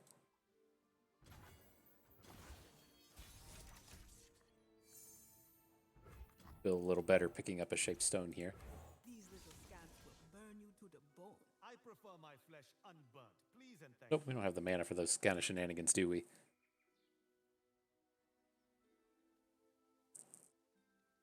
But we'll get the palace flip this turn. Assuming he doesn't do... If he has like a vengeance or something, then it kind of messes with our plays, but... Assuming he just plays a unit here, then we should have a pretty good grappling hook. Get a lot of other... A lot of other big things going.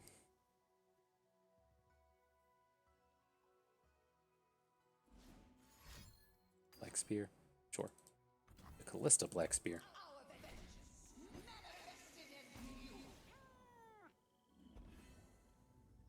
Okay, here comes the thunder. We're bringing the squad. Or do we only attack with the 4/4 here? I think I probably wanted to get his unit off the board. I don't want him having like a Blighted Caretaker next turn, and so trading off our 4-cost or his 4-cost is fine.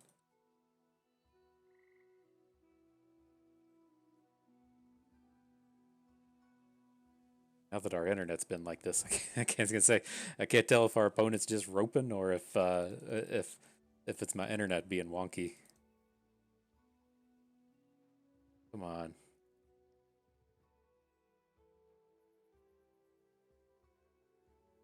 It says my internet is connected.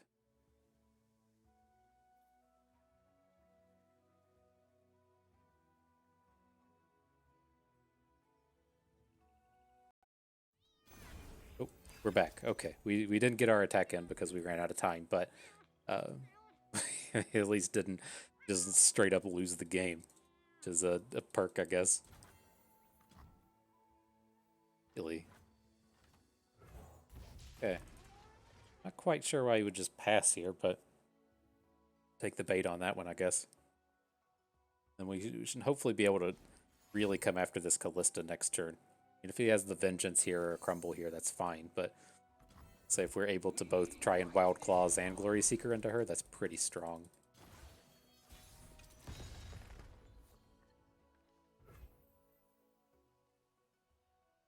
Then, I mean, we can't always just Wild Claws anyways, we just don't get the extra value out of it, but start off with this.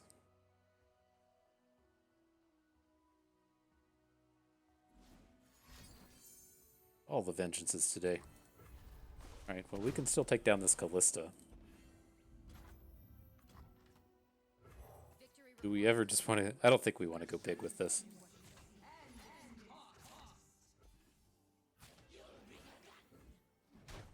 Okay.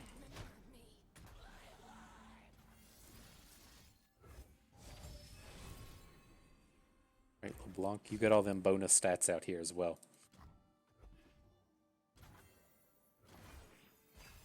Oh no, our Siphoning Strike failed. Yeah. You're still the one we want, don't get me wrong, but I was expecting a couple more stat points there. See if he's gonna have Vengeance number 3 for us.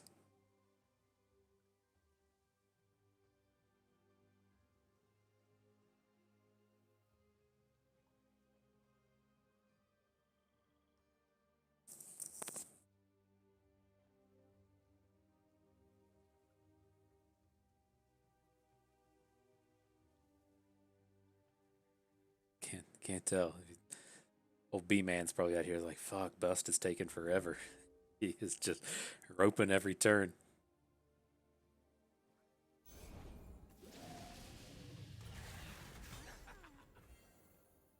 Okay.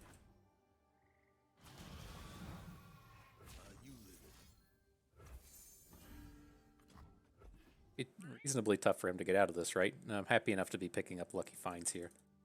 If we get like a spell shield one, I'd feel pretty good about it. So we'll see what comes of it. +2 health it is. Don't want this thing just dying to like a Vile Feast.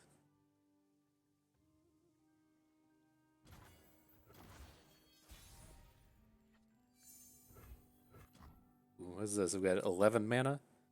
We can do all this. We can LeBlanc, Whirling Death, and Siphoning Strike. Nice. Play a non-mana unit with 5 health. That's what we want to see. Ooh. Okay, well I'll try it. Just have one of these hands where he's got like the caretaker and a. F me. I was gonna say it seems like he just has to have one of these hands to where you have the caretaker and a spirit leech, and you just can't deal with anything. But apparently not. Apparently I don't know. I don't know how any of this stuff works anymore.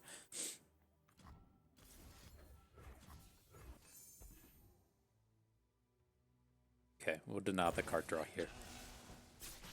Now that we're down to the stage of the game where I have one card on board and one in hand to his 2 cards in hand, I think it's probably pretty reasonable to counterspell the Glimpse from Beyond.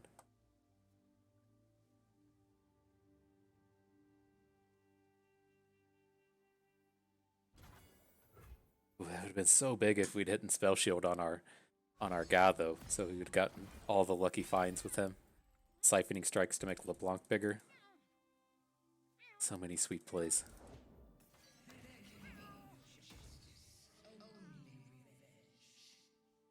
Right. If this Wild Claws gets countered by a removal spell, I'm gonna get upset. This has been ridiculous.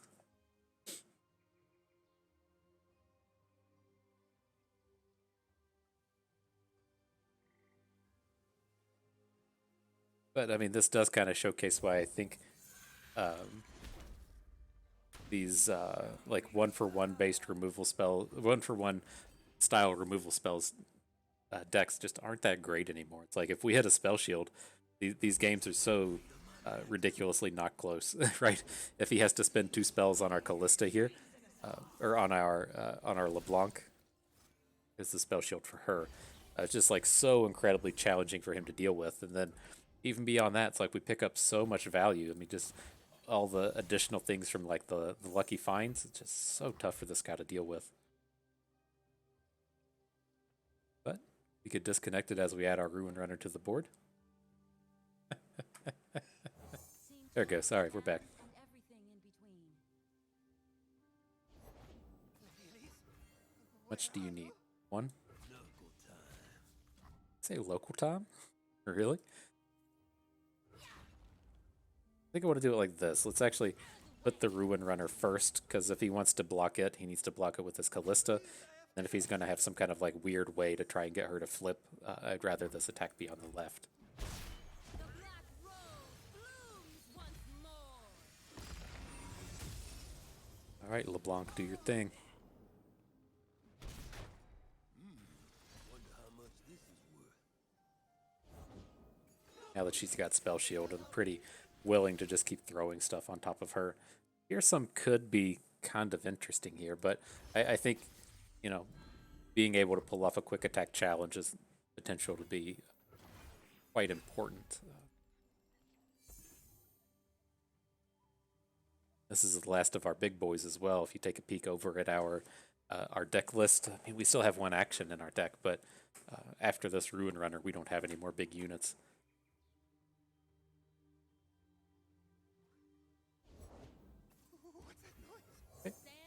And then I'm never blocking anything here. I just don't want to be losing anything to a to like a Black Spear this turn. How much damage you need? You need 1? Something like this. Sure.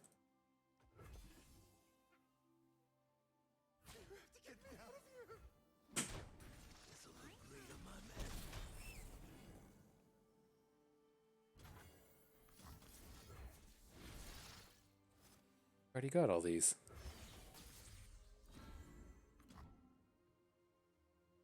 Okay. They don't even. There's not a whole lot we even need to really play around here. It's like, what's he gonna do? Is he gonna hit us with a like Ruination into our spell shielded units? Uh-oh, Mist Wraiths. I write the rules of power. Summon these exact copies of LeBlanc. Go. All right. Good, yeah. I mean, I've talked quite a bit about Thresh in these recent days, and all these, like the Death Door Thresh and all that, it's all set up to just be like a 1-for-1 removal style deck. You know, we did get, you know, kind of got a few times in there where he's able to even pull off 2-for-1s with his removal spells, but all in all, that was not super impressive as far as the capabilities of that style deck. But here, I don't want to pick up Wrathful Riders, and then I want to hang on to both Safecrackers and Blade Squires, so we'll give a skip over this one. And this is an interesting one. We never want Intimidating Roar. That's an easy skip. I kind of want Grappling Hooks because it's that you know, just one of our few ways we can interact with our opponent's stuff. But it's like so expensive to try and do this, right? If we have to play a combat trick first, or even I guess at easy, you know, it would be a Reforge. So it's going to be like 4 mana to do this instead of the 5 we get out of a Siphoning Strike. I think I want to hang on to Whispered Words here. The only strike mechanic we have is with the Bruiser. So I guess can't say that with Akshan's, you know, technical strike ability, but I just don't think I'm interested in this. And I don't really want to trade up my Reforges either. I still want to kind of keep our means to get these Riven Swords. We'll hang on to that. These are all skips as well. We have 2 strikes. I want to hang on to the Drummer. Our top end looks good, and definitely not at the cost of Runeweaver, and we're kind of right on the edge of having enough spells, and so I don't want to trade any of them away. All right, final battle it is. Let's see if we can get through this without getting disconnected. that would be a perk, real treat for us.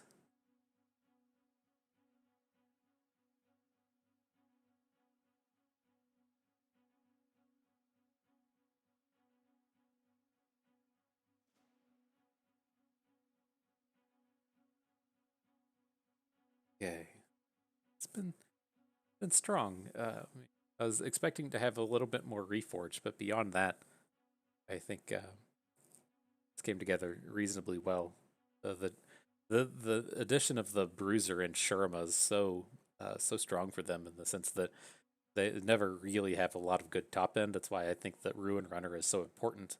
I don't think the Bruiser is as good as Ruin Runner, just because he doesn't have Overwhelm, but he's certainly a welcome addition to the Shurima late game package because they were definitely lacking. Okay, 3rd time against Shyvana today. Some Shyvana Ash in combo.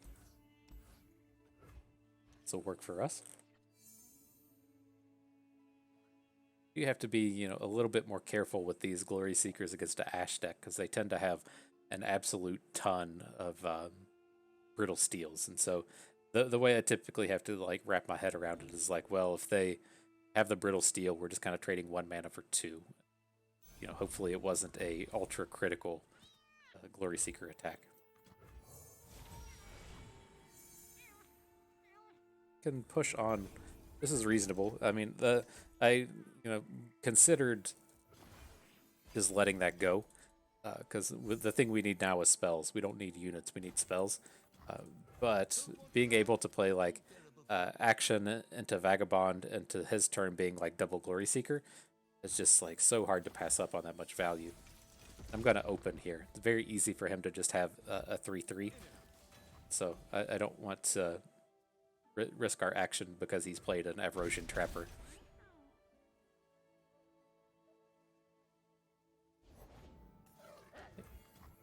Cool eye patch. You like it? I mean, shut up and fight! Cool eye patch.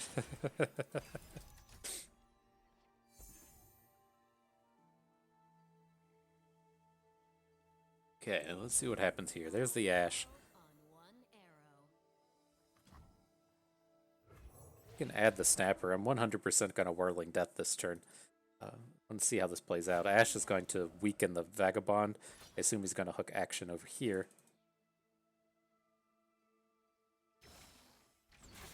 Like, how bad is this? That's just so bad if this doesn't work out right, but let's just do it this way. We'll take the damage from Ash, but if he has the brittle steel here, which I would be pretty confident that he does, or the troll chant or whatever, we at least start getting like 3 for 1. Okay. The time is right. Strike now.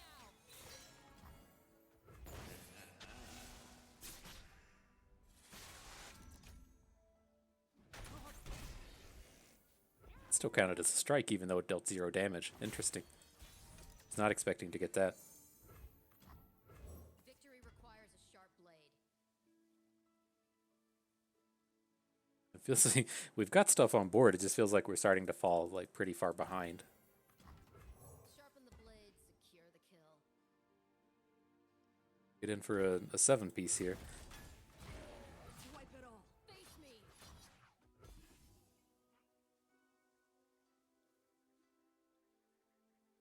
It's gonna, if we lose both Glory Seekers, it's not the end of the world. It's getting bad to the point to where this Rhinefang Wolf has got to start causing problems when he just gets the free hits.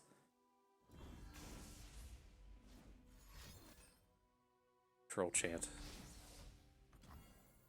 Okay.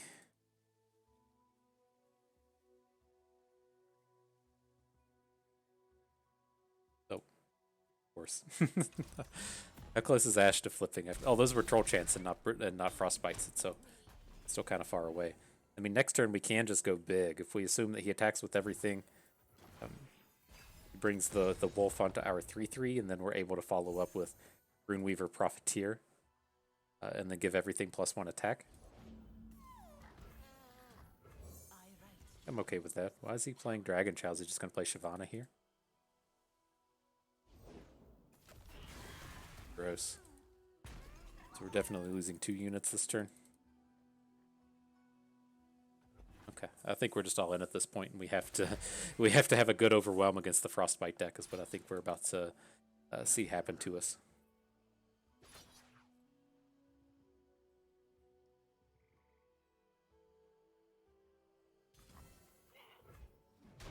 Okay, he doesn't have it. The desert's prices, just the right price.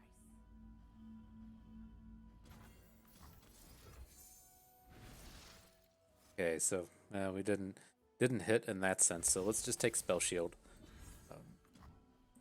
and I think we just have to draw cards now. The +1 attack to our units isn't worth enough.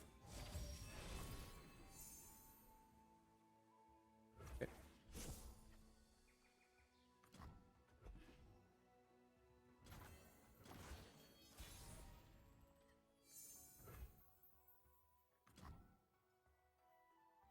You can add the Vagabond, but we're gonna miss out on the Warlord's Palace.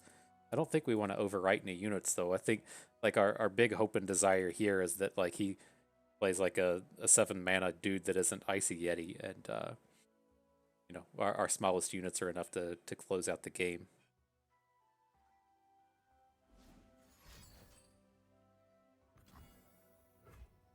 Okay.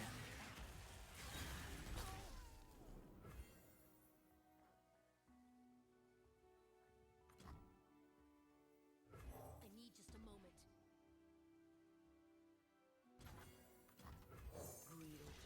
So we can quick attack challenge Ash, which is good.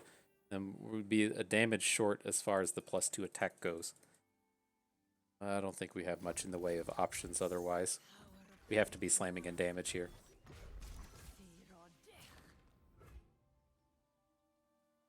At least the big thing with this attack, oh, but why does it just disconnect us every time we attack?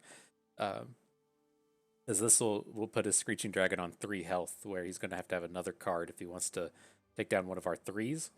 And then we just have to accept here that if he has a Troll Chant, the game's over. Nothing we could do about it. See it up close. You're mine. Okay. Oh man, was this our mistake though? Should we have put the fragment on our 5 attack unit, so if he blocked with the dragon, it would kill it?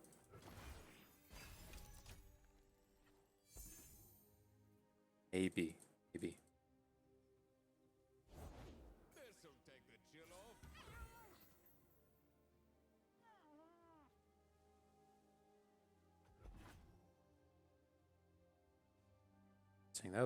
It seems awful greedy that he put it on the dragon instead of on face. More than I seem. I'm regretting not playing this blade fragment last turn, though. Nothing we could do about it now. But so he either, yeah, we totally messed that up, right? We would have had the lethal if he didn't block it. Oh, that was sad. We should have been in a much better spot here.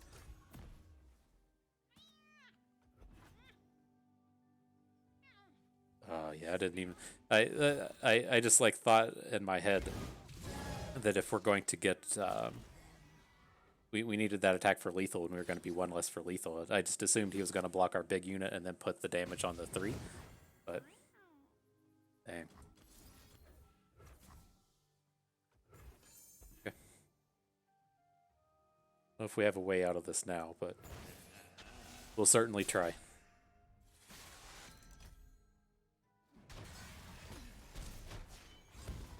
There are none like me.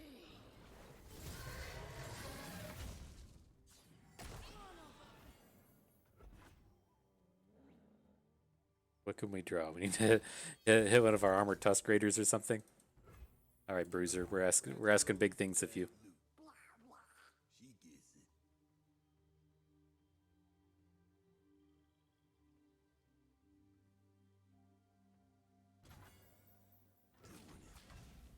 it. Face me.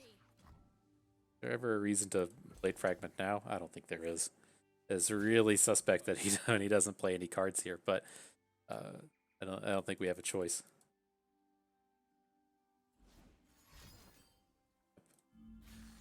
Haven't seen that one in a while.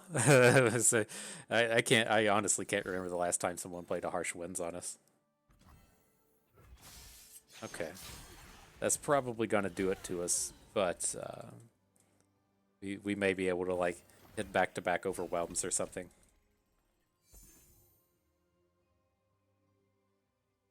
Any dude is gonna end it for us. Oh, she's flipped, so we're dead. Okay, so yeah, that was bad, right? Uh, I think we, if not won that game, we should have been in a much better spot. You know, there's no telling what he had in his hand. It didn't seem like he had any more of those early or cheaper combat tricks. And so I think we probably would have won that one if we played our Blade Fragment onto the Profiteer so that he had to block the Profiteer, uh, lose his Challenger Dragon, take like just yeah. The more you think about it, the more that board sounds really ridiculously good for us.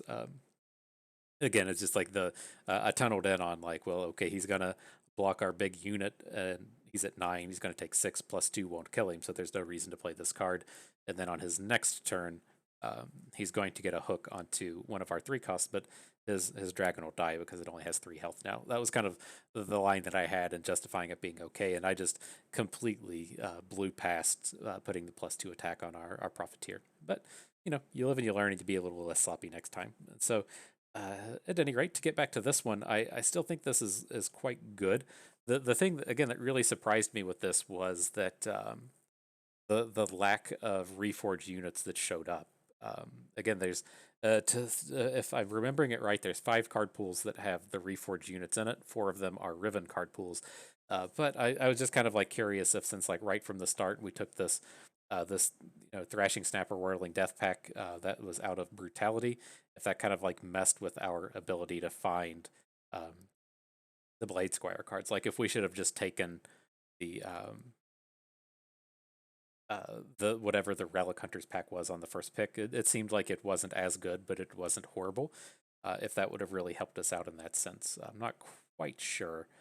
But the way I do still kind of feel about these is I do believe Akshan is quite better than Riven, and so I don't think I still want to be drafting Riven decks. That she feels, it's really weird with her. Is that it just feels like she rarely wants to be built around. Well, she wants to be built around, but it's just the all in on the sword strategy is just not something I really like to pursue. It's a little bit too all in on for me. So I know we've had some trouble beating sword decks here over the past few trials, but I think that Akshan is still kind of the way to go, and that Riven should still just play the supporting role. But time will tell whether or not that's right or wrong. It's just she doesn't feel like an actual strategy. She just feels like a third Reforge unit, and that's just like not enough. And so if this was constructed and we could play 6 champions, then absolutely we'd look for 3 Rivens. But this is Expedition and we only get 4, and so if I'm only going to get 3 of one champion, I want it to be Akshan. And then kind of even further in with that, his Akshan's flip spell is a removal spell compared to weapon hilt out of Riven, which is just phenomenal. All these champions that have flips into removal spells are just phenomenal. So um, I still think this is probably the way to pursue it. But again, if you're out here drafting this on your own, kind of the big thing and the thing I always like to look for with these are how do we get quick attack challenges? That's always just such a super strong strategy to pursue. Anytime, even those times earlier in this trial when we got hit with a few of them, it's just so brutal when they were getting those like sonic waved quick attacks. And so that is just something I super love to pursue in Expedition. And so, you do know that that Akshan has quick attack. We managed to pick up LeBlanc here, but you could also do this with Draven. Even if you don't have the champions, you should have Akshan, maybe not LeBlanc Draven, but the other ways, you kind of look at this are how do I give, say, like Trifari and Glory Seeker quick attack. And so Legion Drummer is the easy way. The Reforges, of course, are extremely good in that you have that one quick attack type ability. And then, like, once we've kind of like cycled around and figured out, okay, I'm tearing off Reforge at like top tier. I'm getting either something to give me quick attack, something to give me challenger, something to give vulnerable at tier 2. Then that gets you like really close to just having a superb deck because all the cards that you're looking for in all those senses are pretty cheap. So it's very tough for this to get away from you if you're just tearing this off for those two specific things to where your deck gets too expensive. I mean, I guess I should tell you to watch out for wrathful riders and don't take too many brutal hunters. But if you're just out here chasing these cheaper versions of these cards, that will take you quite a long way on your next expedition journey. And then the only other thing I like to call out with this is you gotta pick up some of these late game overwhelms. These decks do have a bit of trouble closing out games unless you just want to get really RNG centric with the bruiser. But try to make sure that you end up with 3 or 4 of the Ruin Runners. The Armored Elephant was our other choice. It's just incredibly tough to close out a game if you're trying to do it with Vicarum Bruiser and Sandstone Chimera, the Wrathful Rider, whatever the 6/5 Fearsome is. Just these dudes that don't have Overwhelm can't end a game. And so after you've put all this work into this early game aggression and building up good boards, you need something to close out, and it is these late game overwhelms. But man, we made it through that one. We'll just say that misplay there at the end was a function of being all stressed out with our internet woes. But I was glad we at least made it to the final battle there. This was our first full trial with Akshan. We've had him in a few decks, but we haven't had the full build around until now. And so I thought it turned out pretty well. Making it to the final battle and just punting it right at the end. That's standard FTP bust fare, and it's the high quality gameplay people come here to watch. So if this is your first video of ours and you're like, yeah, why do people watch this guy? He seems terrible. You're not wrong. So nonetheless, that is going to do it for us today. I hope you all enjoyed the trial. You learned how to work your actions a little bit better. Maybe you learned a thing or two along the way and had a good time watching. This is Bust, and we thank you for being here.